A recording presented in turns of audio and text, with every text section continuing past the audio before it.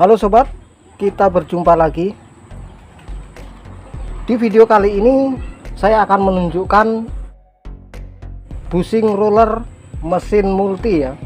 Nah, jadi ini teman-teman, di sini bushingnya ini ya, ini bushingnya pecah dan saya akan mengganti. Namun saya tidak membeli baru untuk bushingnya, saya akan buatkan sendiri ya. Saya akan buat sendiri untuk bushingnya ya. Nah, jadi bushingnya seperti ini ya. Ini sudah pecah ya teman-teman. Ini pecahannya ini sudah hilang ya. Ini pecahannya sudah hilang. Nah, ini tinggal seperempatnya ini. Yang lain udah hilang ya. Ini baut-bautnya juga sudah hilang semua. Dan di sini saya akan mengganti tanpa harus membeli baru.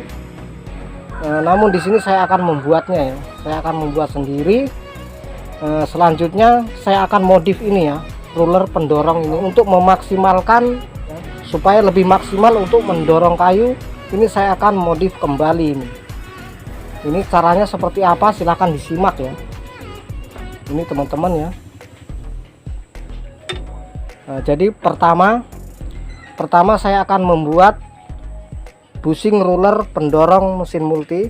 Nah, kemudian nanti setelah itu saya akan memodifikasi ini ya, roller mesin multi ini saya akan modifikasi supaya lebih maksimal untuk mendorong kayu.